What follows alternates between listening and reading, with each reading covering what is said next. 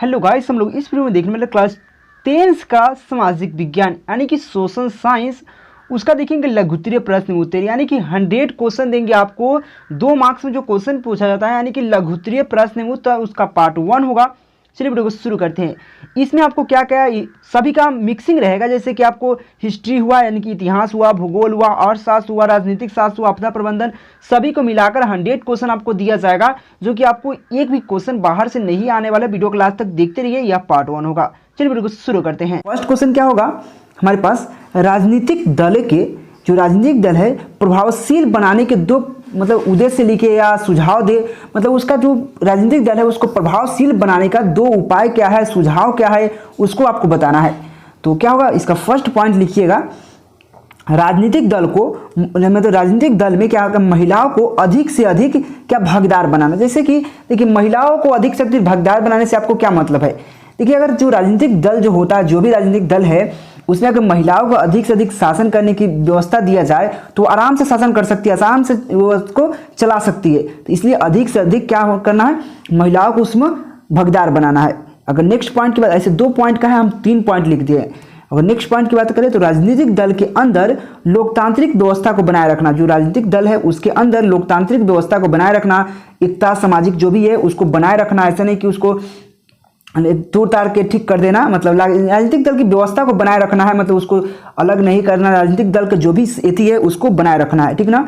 अगर इसी का नेक्स्ट पॉइंट की बात करें तो दल बदल कानून को लागू करना। जैसे कि अगर दल अच्छा कार्य नहीं कर रहा है, कोई भी अगर कानून है वो अच्छा कार्य नहीं कर रहा है, जो राजनीतिक दल है वो अच्छा कार्य नहीं करना, तो उस दल को बदल कर जो अच्छा कार्य कर रहा है उसमें जाने की अनुमति हो, तो वह दल बदल कानून को बनाना। यह 3 पॉइंट था और तीनों पॉइंट काफ़ी इंपॉर्टेंट है। तो आपको इसमें से 2 पॉइंट लिखने को मिलेगा और 2 पॉइंट लिखना है। आपको 3 पॉइंट बताएं, इसमें से आराम से 2 पॉइंट लिख पाइएगा। यह क्वेश्चन 2011-2019 के बीएससी यानी कि बिहार बोर्ड के मैट्रिक एग्जाम में पूछा गया है। चलिए नेक्स्ट क्वेश्चन की बात करें, अगर 2 नंबर क्वेश्चन ले, संघीय शासन के 2 विशेषताएं लिखना है। जो संघीय शासन है उसकी क्या 2 विशेषताएं लिखना है। इनकी 2 विशेषताएं क्या है, देखिए, संघीय शासन व्यवस्था में केंद्र सरकार और राज्य सरकार के कार्य एवं अधिकारों का बंटवारा कानून द्वारा होता है। जैसे कि हर राज्य के एक अलग सरकार होता है, केंद्र के अलग सरकार। जैसे कि हमारे भारत के जो केंद्र सरकार है वो प्रधानमंत्री जो है, आपको पता है ये कौन है, नरेंद्र मोदी। और राज्य के अलग अलग सरकार होते हैं जिसको मुख्यमंत्री बोला जाता है।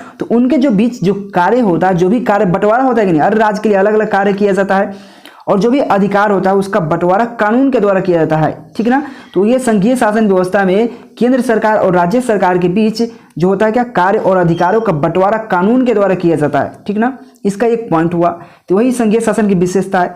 और यहाँ पे नेक्स्ट पॉइंट की बात करें तो संघीय शासन व्यवस्था में क्या होता है, तो संघीय शासन व्यवस्था में दोहरी नागरिक होता है। जैसे कि देखिए, दोहरी एक ही मतलब जो नागरिक है वो 2 तरह के नागरिक होता है, एक अपने राज्य के भी नागरिक है और अपने देश का भी नागरिक है। तो ये कहता है, तो चाहे अपने क्षेत्र का भी नागरिक है और अपने देश का भी नागरिक है। मतलब एक ही नागरिक को 2 मतलब ये है कि अपने क्षेत्र का भी एक नागरिक है और अपने देश का भी नागरिक है। तो एक संघीय शासन व्यवस्था में दोहरी नागरिकता होती है, एक ही व्यक्ति अपने क्षेत्र का भी नागरिक होता है और अपने देश का भी होता है, वही बात कहा गया है। तो ऐसे संघीय शासन व्यवस्था में होता है, इसके अलावा कोई भी नहीं होता। नहीं तो आप बहुत ऐसा शासन पहले चलता था, लेकिन अब तो संघीय शासन व्यवस्था हो गया है। तो उसमें आपको समझ के संघीय शासन व्यवस्था क्या है, जो भी सरकार और राज्य के बीच जो होता है, केंद्र सरकार और राज्य सरकार के बीच जो कार्य होता है वो बंटवारा किस प्रकार होता है, कानून द्वारा होता है। और एक ही मतलब शासन व्यवस्था, जो संघीय शासन व्यवस्था में क्या होता है, जो दोहरी नागरिक होता है, मतलब एक ही नागरिक अपने क्षेत्र का भी मतलब नागरिक होता है और अपने देश का भी नागरिक होता है। ये क्वेश्चन 2011, 2017, 2019 के एग्जाम में पूछा गया बिहार बोर्ड के। चलिए नेक्स्ट क्वेश्चन अगर यहाँ पे 3 नंबर क्वेश्चन है, देखिए यह क्वेश्चन 2021 में भी पूछा गया क्वेश्चन है, सलम पद्धति का शुरुआत कैसे हुआ था। देखिए सलम पद्धति का शुरुआत कैसे हुआ था। सलम मतलब क्या होता है, देखिए वैसा बस्ती जहाँ पे बहुत मतलब गरीब लोग रहते हैं, बहुत कम घर होता है, बहुत छोटा छोटा झोपड़ी होता है, कोई कुछ तान के रहता है, कोई कुछ तान के रहता है। बात समझिएगा, मेरा बात सुनने का प्रयास कीजिएगा, याद हो जाएगा आपको। देखिए बहुत छोटा छोटा महल होता है, बहुत छोटा छोटा घर, वहाँ पे खाने की व्यवस्था नहीं होता है, नहीं वहाँ पे बिजली होती है, नहीं वहाँ पे पानी का कोई व्यवस्था होती है, मतलब बहुत प्रॉब्लम होता है उसमें, उसी वो सलम बस्ती होता है। तो सलम बस्ती हुआ था कैसे शुरुआत, देखिए सलम बस्ती की शुरुआत ऐसे हुआ था। अब आपको हम समझाते हैं, जैसे कि आपको एक मतलब आपको हम छोटा सा एग्जांपल देते हैं। जैसे यहाँ पे चिमनी होता है, ईटा का भट्ठा कहा जाता है जिसको, ठीक है ना, आप समझिए देहाती भाषा में। तो होता क्या, वहाँ पे अगर चिमनी की वजह काम कर रहा है मजदूर, अगर आपका घर यहाँ से मतलब चिमनी से बहुत दूर है, मतलब 100 किलोमीटर दूर है, ये 50 किलोमीटर, तो पर डे आइएगा जाइएगा तो 50 रुपये खर्चा होगा, 100 रुपये खर्चा हो जाएगा, आपको वहाँ पे 300 रुपये मिलेगा पर डे। आप सोचिए क्या, चलो उधर ही रह जाते हैं। बगल में क्या करते हैं, चिमनी के बगल में खेत खाली होगा कोनो के, चाहे कहीं भी मतलब कंपनी का ही होगा, मतलब जिसका होगा, वहाँ पे क्या कीजिएगा, तो एक झोपड़ी लगा लीजिएगा, झोपड़ी लगा के वहाँ पर रहने लगेगा। तो वहाँ पे व्यवस्था क्या होगा, कुछ नहीं, ना खाने की व्यवस्था ना पीने की व्यवस्था, कैसे खा के रहिएगा। तो वही होता है स्लम बस्ती। तो वहाँ पे एक दो नहीं बहुत हज़ारों बच जाएगा। तो ये होता है स्लम बस्ती। वैसे बस्तियों को कहा जाता है जहाँ फैक्ट्री के मजदूर निवास करते हैं, यानी कि फैक्ट्री जहाँ उद्योग जिसको बोला जाता है, वहाँ के क्या होता है, फैक्ट्री के जो मजदूर होते हैं इसके लिए वहाँ पे निवास करते हैं। जहाँ वातावरण अस्वस्थ था, यानी कि जहाँ पे वातावरण जो होता है इसके लिए अस्वस्थ, में कोई स्वस्थ नहीं है, मतलब जीने तेने कुछ कचरा बिचरा है, अस्त है। मकान भी छोटा छोटा थे, यानी कि वहाँ पे मकान भी छोटा छोटा होता है, बहुत छोटा छोटा, जिन्हें हवा पानी रोशनी आदि की व्यवस्था भी नहीं है था। यानी कि वहाँ पे न मकान था, न पानी था, न हवा था, न रोशनी था, आदि की व्यवस्था भी नहीं था। देखिए औद्योगिकरण के कारण स्लम बस्ती की शुरुआत हुई थी। आपको पता है फैक्ट्री के कारण ही, अगर फैक्ट्री नहीं होता तो वहाँ पे स्लम बस्ती बसता कैसे। तो ये बात है, औद्योगिक के कारण ही स्लम बस्ती का शुरुआत हुआ था। यह बात आपको शुरुआत कैसे हुआ था यहाँ समझ गए, लेकिन थोड़ा सा और आगे लिख दीजिए। देखिए कारखाना मालिकों, यानी कि जो कारखाना फैक्ट्री के मालिक होता है बेसिकली, वही कहता है कारखाना मालिकों ने अपने कारखाने के निकट स्लम बस्ती बसाई ताकि मजदूर कारखाने के निकट रहे और काम करने में आसानी हो, यानी कि कारखाने में काम करे। अब भाई अब कितना होता क्या है, कारखाने के बगल में रहेगा तो उसका तबीयत भी खराब रहेगा, सोचेगा चलो काम करो क्या। अगर वहाँ पे कुछ दूर चल जाएगा, अपने घर आ जाएगा तो काम करेगा नहीं करेगा। तो इसीलिए जो कारखाना का जो मालिक था बेसिकली कारखाने के अगल बगल में स्लम बस्ती का शुरुआत किया था। वहाँ पे छोटा छोटा घर बनवा के दे दिया था, उनमें लाइट उट कुछ व्यवस्था नहीं था। अब बात समझ के होइएगा, वैसे हम पढ़ देते हैं एकदम। स्लम बस्ती वैसे बस्ती को कहा जाता है जहाँ फैक्ट्री के मजदूर निवास करते हैं, जहाँ पे वातावरण अस्वस्थ था, मकान भी छोटा छोटा था, जहाँ हवा पानी रोशनी आदि की व्यवस्था भी नहीं थी। औद्योगिक कांड के स्लम बस्ती का शुरुआत हुआ था, ठीक ना। कारखाना मालिकों ने अपने मकान यानी कि अपने कारखाना में के निकट स्लम बस्तियों बसाई ताकि मजदूर कारखाने के निकट रहे और उसमें मतलब काम करे, कारखाने के निकट रहे और मतलब कारखाने में काम करे। ये बहुत ईजी क्वेश्चन है। यह क्वेश्चन 14/16/2021 के एग्जाम में पूछा गया था, काफ़ी इंपॉर्टेंट क्वेश्चन है, याद जरूर कर लीजिएगा। देखिए लगातार भी क्वेश्चन पूछा जाता है, यह बात ध्यान में रखिएगा जरूर। 4 नंबर क्वेश्चन क्या है, औद्योगिकरण ने यानी कि औद्योगिकरण ने मजदूरों की आजीविका पर किस तरह प्रभावित किया। यह क्वेश्चन काफ़ी इंपॉर्टेंट है। जैसे कि औद्योगिकरण ने, जो औद्योगिकरण होता है उसमें जो मजदूर की आजीविका को किस तरह प्रभावित किया। देखिए मजदूरी मतलब क्या होता है, मतलब मजदूर की आजीविका को कैसे प्रभावित करता है, देखिए यहाँ पे समझिएगा बात को। देखिए औद्योगिकरण के फलस्वरूप बड़े बड़े कारखाने का मतलब विकास हुआ। अब बात समझिएगा, थोड़ा थोड़ा बात समझिएगा भाई। औद्योगिकरण जब आएगा तो बड़े बड़े कारखाना आ जाएंगे, तो जब बड़ा बड़ा कारखाना आ जाएगा तो छोटी मोटी कारखाना का क्या होगा, जैसे छोटा मोटा जो उद्योग होगा वो तो मतलब वह तो टूट जाएगा, वो तो बिखर जाएगा, वो विलुप्त हो जाएगा, यानी कि पतन हो जाएगा।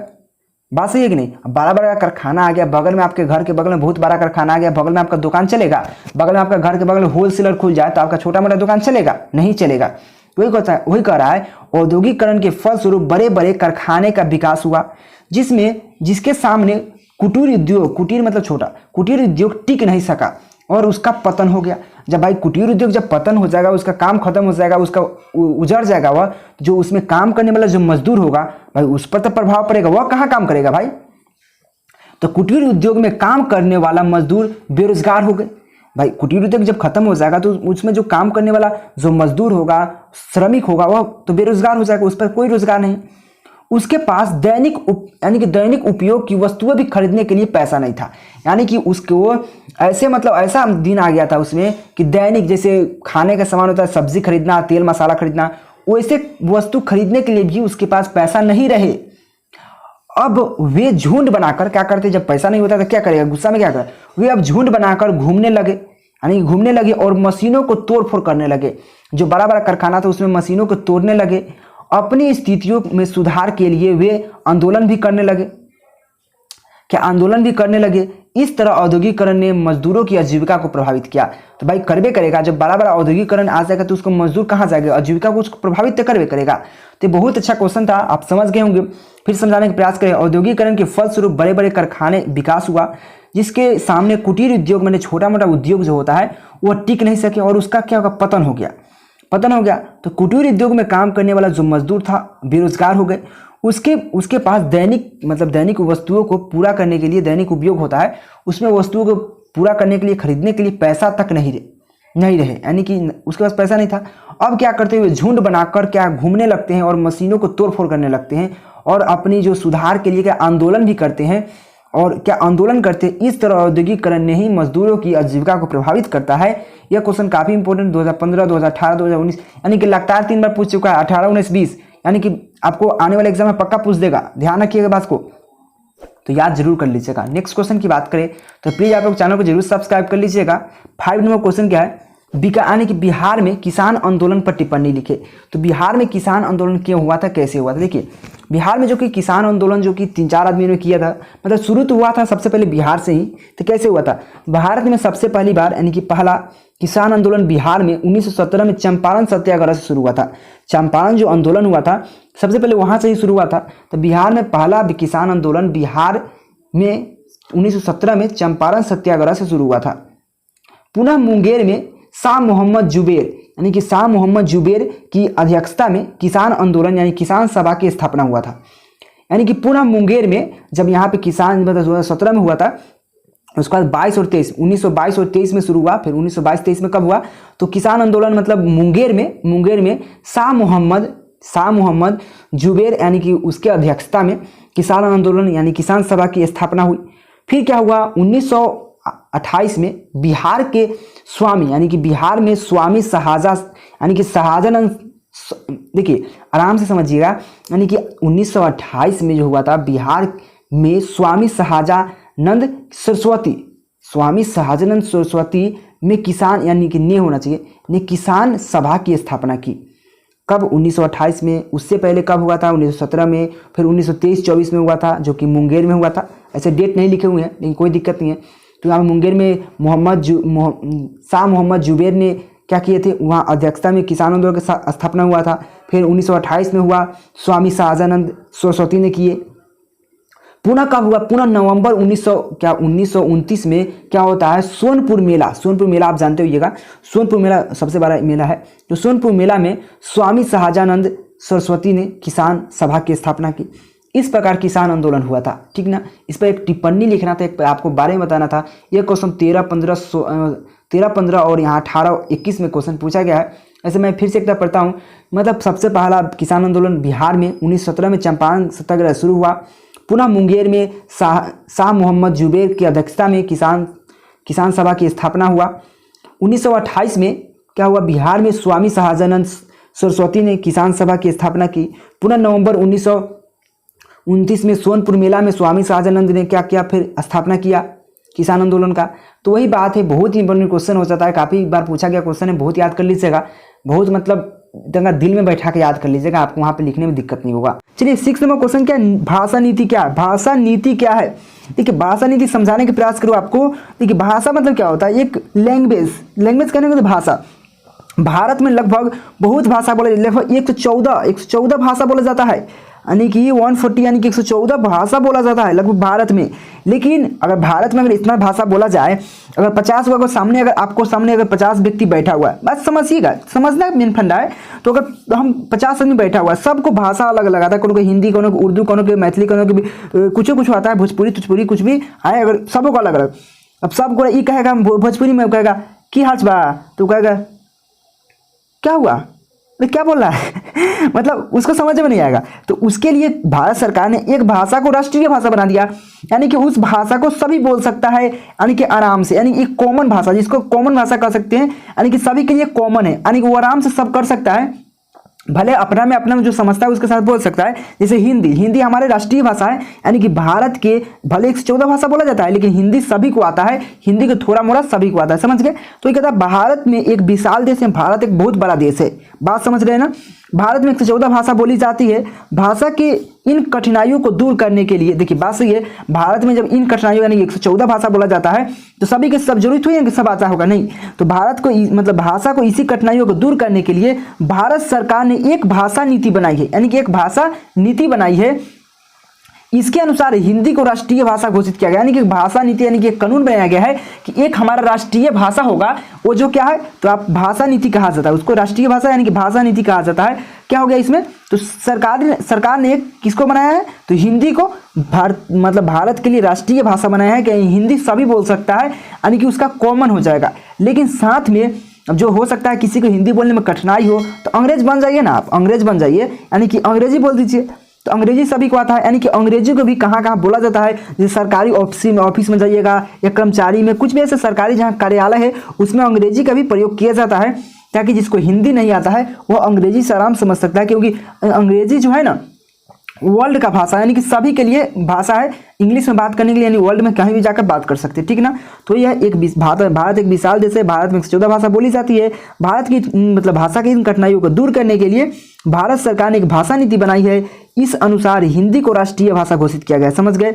परंतु हिंदी के साथ साथ सरकारी कार्यालयों में अंग्रेजी का भी प्रयोग किया जाता है। बात सही है कि सरकारी जहाँ कार्य होता है वहाँ अंग्रेजी का भी प्रयोग किया जाता है, ताकि और जो गैर हिंदी है मतलब जिसको हिंदी नहीं आता, गैर हिंदी भाषी राज्यों के लोगों को कठिनाई ना हो। जैसे गैर हिंदी भाषी जहाँ पे तमिल बोला जाता है, तेलुगु बोला जाता है, वहाँ पे कठिनाई नहीं हो, वहाँ पे इंग्लिश बोल के आराम से समझा जा सकता है, क्योंकि हिंदी में बोलेंगे तो तमिल वाला को तेलुगु वाले को समझ में आएगा, साउथ वाले जो होता है साउथ वाले की हिंदी उतना समझ में नहीं आता, तो वहाँ पे इंग्लिश भाषा का प्रयोग इसलिए किया जाता है जो कि ताकि गैर हिंदी मतलब जिसको हिंदी नहीं आता, भाषी मतलब भाषा, राज्य मतलब गैर भाषी जो राज्य है उनको यह कठिनाई ना हो, उनकी समस्या नहीं हो। समझ के क्वेश्चन देखिए, हमको इतना बोलने का मतलब यह होता है कि आपको समझ में आना चाहिए कि अगल बगल की क्या हो रही है, ठीक ना। यह क्वेश्चन काफी इंपोर्टेंट 12, 16, 19 के एग्जाम में पूछा गया बिहार बोर्ड के। चलिए नेक्स्ट क्वेश्चन की बात करें। देखिए नेक्स्ट क्वेश्चन क्या हमारे पास 7 नंबर क्वेश्चन क्या है, दल बदल कानून क्या है। दल बदल कानून, दल मतलब दल बदला है, कहता नहीं आदमी कोई ये दल बदला लई क्या है कि दल बदला ही जाता है, कभी ये नहीं जाता, कभी वो नहीं जाता, कभी ओकरा पक्ष हो जाता, कभी एकरा पक्ष हो जाता। तो दल बदल कानून क्या, देखिए दल बदल कानून बनाना भी आवश्यक था, नहीं बनाना भी आवश्यक है। दल बदल कानून का मतलब क्या होता है, अगर आप किसी के साथ है, अगर वो अच्छा नहीं कर रहा है, अगर कोई आपका दोस्त है वो अच्छा नहीं कर रहा है, तो हो सकता है आप इस दोस्त को छोड़कर उस ग्रुप में चल जाए, यानी कि 3-4 को दोस्त का ग्रुप है, और भाई ये ग्रुप अच्छा नहीं किया तो उसको हक होना चाहिए कि इस ग्रुप को छोड़ के इस ग्रुप में चला जाए, उसको हक होना चाहिए। अब ये खराब कर रहा है, जाके छेड़ रहा है, कुछ केना जाके लड़की छेड़ रहा है, कोनो कुछ कर रहा है, तो क्या यूँ करेगा, नहीं। अगर इसको अच्छा लग रहा है तो भाग जाएगा इसमें ना, यानी कि ये छोड़ के भाग जाएगा इसमें, समझ रहे कि नहीं। तो वही होता है दल बदल कानून। तो समझिए चुनाव के समय या अन्य अवसरों पर, यानी कि कोई चुनाव का समय होता है या अन्य अवसर होता है, उस पर एक दल के लोग बदल कर, यानी कि एक जो दल के लोग होता है, दल बदल कर दूसरे दल में चला जाता है, इसे दल बदल कहते हैं। दल बदल को रोकने के लिए, जो दल बदल है उसको रोकने के लिए संविधान सभा ने, यानी कि संविधान संशोधन में द्वारा एक कानून बनाया गया है, भारतीय संसद में एक कानून बनाया गया है दल बदल को लेकर, उसे दल बदल कानून कहा जाता है। जैसे फिर समझाने का प्रयास करूं, चुनाव के समय कि नेता सब होता है, दल बदलू होता है। कभी देखिए नीतीश कुमार के देख लीजिए, तो कभी लालू में मिल जाते हैं, तो कभी क्या बोलते हैं बीजेपी मिल जाते हैं। अब कोई भी मिले, उनका मन की मर्जी है, तो जिसे वह उसको दल बदल बोला जाएगा, ठीक ना। क्या बोलते हैं, चुनाव के समय और अनेक अवसरों पर एक दल के लोग दल बदल कर दूसरे दल में चला जाता है, इसे दल बदल कहते हैं। अब दल बदल को रोकने के लिए संविधान संशोधन द्वारा भारतीय संसद ने जो कानून बनाया है, जो बनाया जाता है या बनाया है, उसे क्या बोलते हैं, दल बदल कानून कहते हैं। समझ गए क्वेश्चन, बहुत इजी क्वेश्चन था, बल्ले बल्ले हो गया। चलिए नेक्स्ट क्वेश्चन की बात करिए। देखिए मजा आएगा, बहुत पढ़ने में मजा आएगा, बस प्लीज चैनल को सब्सक्राइब करके बेल आइकन जरूर दबा दीजिएगा, क्योंकि आपको पूरा 10th क्लास के ऑल तैयारी हो जाएगा, बस मेरे साथ बने रहिए। पीडीएफ कहाँ मिलेगा, पीडीएफ, हाँ पीडीएफ मेरा नंबर लिख लीजिए 91 17 82 30 62, इस पर आप मैसेज कीजिएगा, और साथ में क्या लिखिएगा वहाँ पे 10th जरूर लिख दीजिएगा, क्योंकि 12th वाले आता है मैसेज तो कंफ्यूज हो जाएंगे हम ना, तो 10th जरूर लिख दीजिएगा, ठीक ना। 8 नंबर क्वेश्चन क्या है, ग्राम पंचायत के विभिन्न अंगों का वर्णन करें। देखिए हाँ यह क्वेश्चन बहुत इजी है।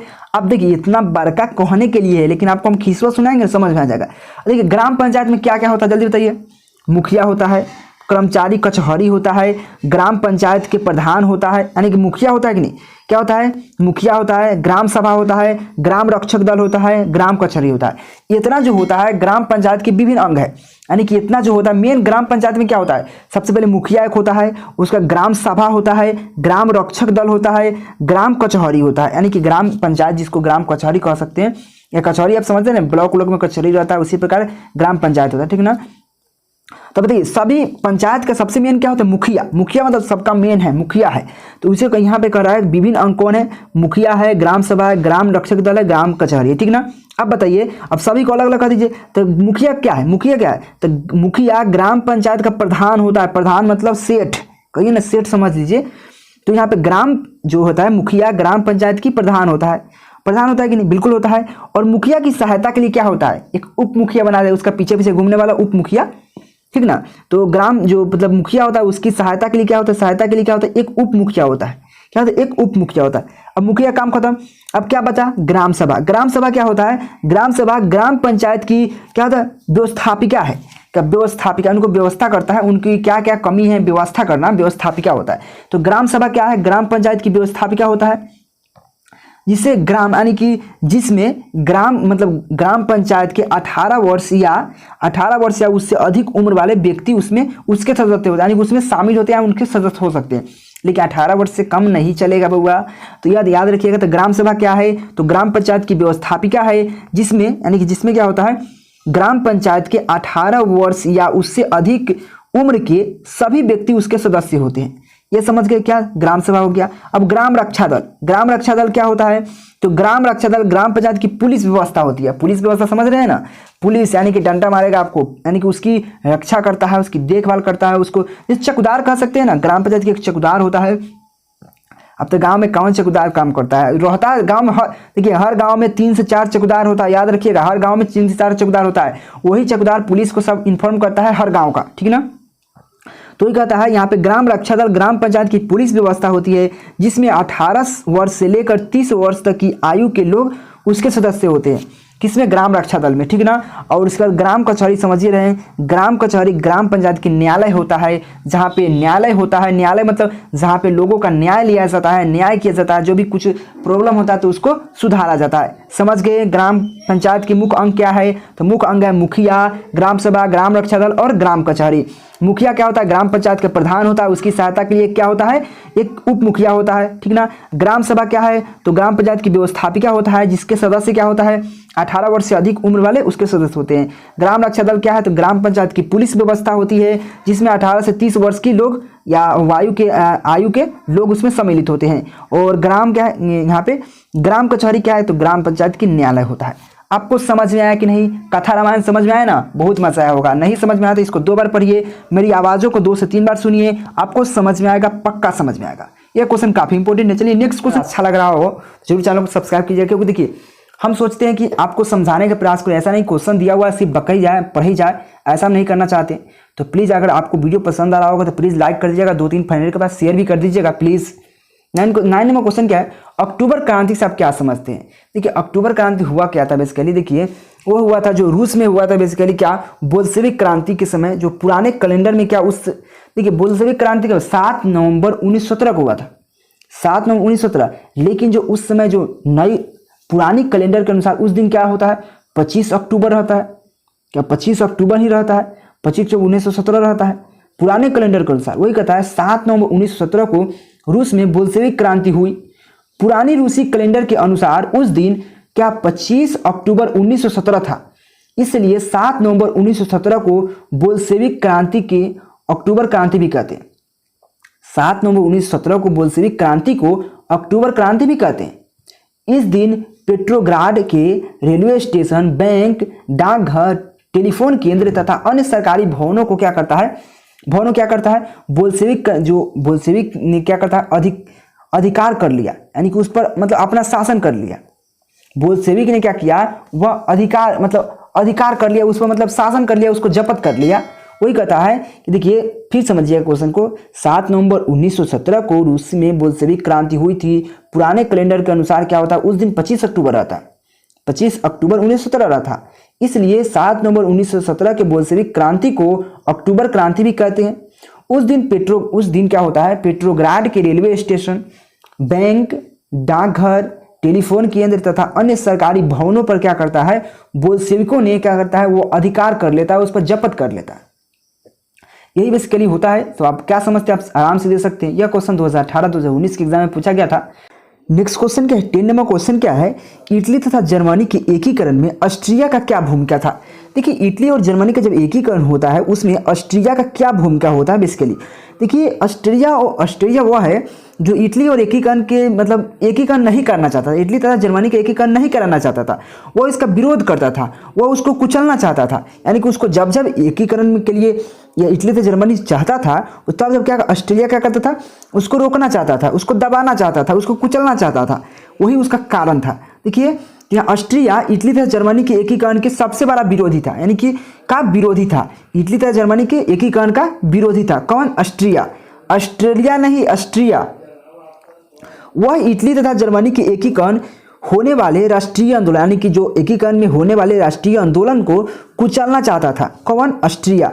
ऑस्ट्रिया क्या करना चाहता था? वह इटली तथा जर्मनी के एकीकरण के होने वाले राष्ट्रीय आंदोलन को कुचलना चाहता था, ठीक। परंतु जितना वह आंदोलन को दबाना चाहता, यानी कि मान लीजिए वह ऑस्ट्रिया था जो जितना आंदोलन को दबाना चाहता था, दबाता उतना क्या करता, इटली तथा जर्मनी के जो नागरिक था, जो जनता था, एकीकरण की भावना और प्रबल हो जाती। यानी कि जो ऑस्ट्रिया था वह जितना आंदोलन के क्या करता, जितना वह आंदोलन को दबाता, इटली तथा जर्मनी के नागरिकों में एकीकरण की भावना और प्रबल हो जाती। यानी कि जितना वो दबाना चाहता, जितना वो मतलब एथी करना, और वहाँ पे नागरिक था उनके क्या उसमें और भावना जागता था कि नहीं एकीकरण करना ही है, ठीक है ना। 1848 में क्या 1848 में मेटरनिख के पतन के बाद इटली तथा जर्मनी के एकीकरण की मांग की सबसे बड़ी बाधा समाप्त हो गई। देखिए यह कारण क्या था, जब वहाँ के जब 1848 में क्या हुआ, मेटरनिख का मतलब पतन हो गया। पतन के बाद क्या हो गया, इटली तथा जर्मनी के एकीकरण की मांग सबसे बड़ी, यानी कि एकीकरण हो गया तो सबसे बड़ी मांग था वह पूरा हो गया इसका, इटली तथा जर्मनी का। लेकिन ऑस्ट्रिया कुछ नहीं बिगाड़ सका, क्यों? देखिए ऑस्ट्रिया वह उसका विरोधी था, उसको रोकना चाहता था। इटली तथा जर्मनी के एकीकरण को राष्ट्रीय जो भी आंदोलन होता था उसको कुचलना चाहता था, परंतु जितना वह कुचलना चाहता था, जितना उसको दबाना चाहता था, इटली तथा जर्मनी के जो नागरिक था उसको एकीकरण की भावना और प्रबल हो जाती और मतलब जाग जाता था उसके मतलब दिल में होता है ना कि अब करना ही है, ठीक ना, वैसा ही हो जाता है उसमें। लेकिन 48 में क्या होता है, 1848 में मेटरनिख जब पतन हो जाता है उसके बाद तो आराम से एकीकरण हो गया और इसकी सबसे बड़ी मांग की बाधा समाप्त हो गई। यह क्वेश्चन 2013-2020 के एग्जाम में पूछा गया था। देखिए मैं सोचता हूँ कि जो यहाँ पे लिखा है ऐसा तो परिभाषा या सटीक आंसर है, लेकिन अगर आप मेरी आवाज़ों को समझते हैं, मेरे बातों को सुनते हैं तो अपने से बनाकर लिख सकते हैं, क्योंकि अब भाई यहाँ पे इतिहास चल रहा है, ऐसा थोड़ी ना साइंस चला है, केमिस्ट्री चला है, जो गलत लिख दीजिएगा तो गलत आ जाएगा, नहीं। ये अब इतिहास से थोड़ा इधर उधर कर सकते, कोई दिक्कत नहीं है। तो वीडियो कैसा लगा जरूर बताइएगा, नया चैनल को सब्सक्राइब कीजिएगा, बेल आइकन दबा दीजिएगा, क्योंकि देखिए आपको इसी प्रकार से वीडियो ऑल सब्जेक्ट का 10th क्लास के हर एक विषय का हर पार्ट बाय पार्ट आपको मिल जाएगा। ऑब्जेक्टिव, सब्जेक्टिव, लॉन्ग, यानी कि ऑब्जेक्टिव मिलेगा, सब्जेक्टिव यानी कि दीर्घोत्तरीय, लॉन्ग मतलब सब्जेक्टिव में कह सकते हैं लॉन्ग क्वेश्चन और मतलब शॉर्ट क्वेश्चन सब, यानी कि लघुत्तरीय प्रश्न, दीर्घोत्तरीय प्रश्न सभी मिल जाएगा। टेंशन मत लीजिए, बस चैनल को सब्सक्राइब करके बेल आइकन दबा दीजिएगा, ठीक ना। क्या आप 10th और 12th में अच्छा नंबर लाना चाहते हैं तो गूगल प्ले स्टोर ओपन कर लीजिए, ओपन करके केकेजी क्लासेस का ऐप इंस्टॉल करके ओपन कर लीजिए। ओपन करने के बाद कुछ इस प्रकार से इंटरफेस आएगा, यहाँ पर 10th और 12th का ऑल सब्जेक्ट पढ़ सकते हैं और अच्छा नंबर उठा सकते हैं।